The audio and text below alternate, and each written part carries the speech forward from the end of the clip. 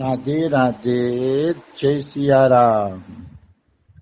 આપણે સિદ્ધ મધુસૂદન દાસ બાબાજીનું ચરિત્ર ચાલે છે. મધુસૂદન દાસ બાબા ગિરિરાજની મોટી શિલા પોતાના ગળામાં બાંધીને રાધા કુંડમાં પ્રાણ દેવાની તૈયારી કરે છે. તો શા માટે પ્રાણ દેવાની તૈયારી કરે છે અને શું દુઃખ હતું? તો કે કોઈ દુઃખ નહોતું. સંસારના બધા સુખ હતા એની પાસે, કોઈ દુઃખ નહોતું. પણ એનું જે દુઃખ છે એની વાત આપણે એ હાલે કે યમુના કિનારે એને ગુરુજીએ મંત્ર આપ્યો. પછી એ બેભાન થઈ ગયા અને ભાનમાં આવ્યા ને ત્યારે એના ગુરુજી એની પાસે હાજર નહોતા. ગુરુજી હાજર નહોતા ને એટલે એને એમ થયું કે હવે ગુરુજી તો હાજર છે નહીં, મંત્ર તો આપી દીધો, તો હાલો હું કોઈ પાસે લીલા ચિંતન શીખવા જાઉં. અષ્ટયામ લીલા ચિંતન શીખવા માટે જાઉં. હું તો મૂર્ખ છું કે મને તો હજી ભજનની કોઈ રીતિની ખબર નથી કે ભજન કેમ કરવું એ તો ખબર નથી, તો હાલો હું કોઈ સંત પાસે જાઉં ને લીલા ચિંતન શીખું. એટલે પછી ઈ ગયા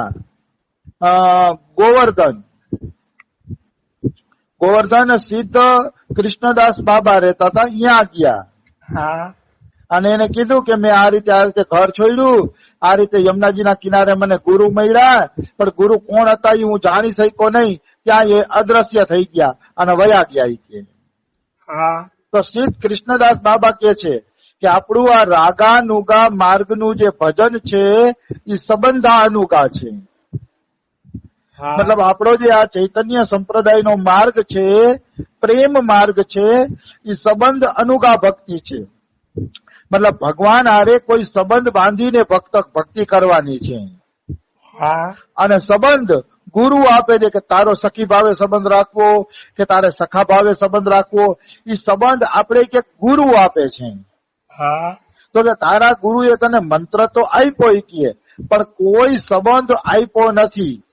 તારા ગુરુએ સંબંધની કોઈ વાત કરી નથી, એટલે સંબંધ વગર અમે તને ભજન શીખાડીએ નહીં.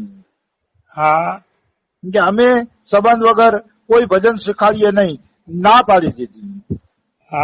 એ કે તમને બીજી દીક્ષા આપી ન શકાય, કારણ કે તમારી એક દીક્ષા થઈ ગઈ છે, એટલે બીજી દીક્ષા પણ તમને આપી ન શકાય. તો તમે તમારા ગુરુનું નામ અને ગુરુનો સંબંધ ગોતી આવો, પછી અમે કે ભજન શીખાડીએ. આ સાંભળીને મધુસૂદન દાસ બાબા રોવા માંડ્યા, કરુણ રુદન કરે છે, ખૂબ રડે છે. તો સિદ્ધ કૃષ્ણદાસ બાબા એમ કે છે કે તમે કામ્યવન વયા જાઓ. કામા જઈને સિદ્ધ જય કૃષ્ણદાસ બાબાને પૂછો, એ બધું જાણે છે દિવ્ય દ્રષ્ટિથી.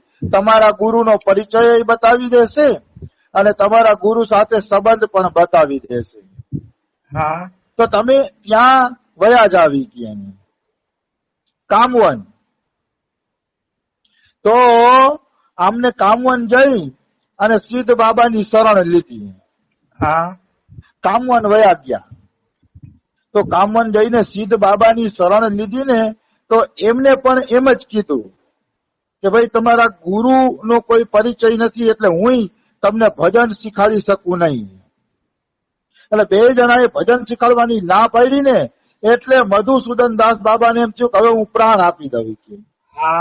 આ જીવન નકામું છે, કારણ કે ગુરુઓ મને સ્વીકાર કરતા નથી, અને ગુરુઓ મને સ્વીકાર ન કરે તો એ જીવન શું કામનું. એટલે એમને નક્કી કર્યું કે હવે હું છે ને પ્રાણ આપી દઉં. એટલે એ પ્રાણ આપવા માટે રાધાકુંડ ગયા અને ગિરિરાજની શિલા બાંધી લીધી કે મરી જાવ. અને હાથુભાઈ પડી ગયા, રાધાકુંડમાં પડી પણ ગયા. જયારે એ બેઠા થયા ત્યારે રાધાકુંડની સીડી ઉપર હતા, કોઈ શિલા છોડી દીધી હતી અને હાથમાં એક તામ્રપત્ર હતું. તામ્રપત્ર હતું. એ તામ્રપત્ર લઈ અને દોડ્યા અને બે સિદ્ધ બાબા પાસે ગયા. તો બે સિદ્ધ બાબા કે આ તામ્રપત્રમાં શું લખ્યું છે એ અમે જાણી શકતા નથી, એટલે હજી અમે તમને ભજન શીખાડી શકીએ નહીં. પાછા દુઃખી થઈ ગયા, કારણ હવે શું કરવું.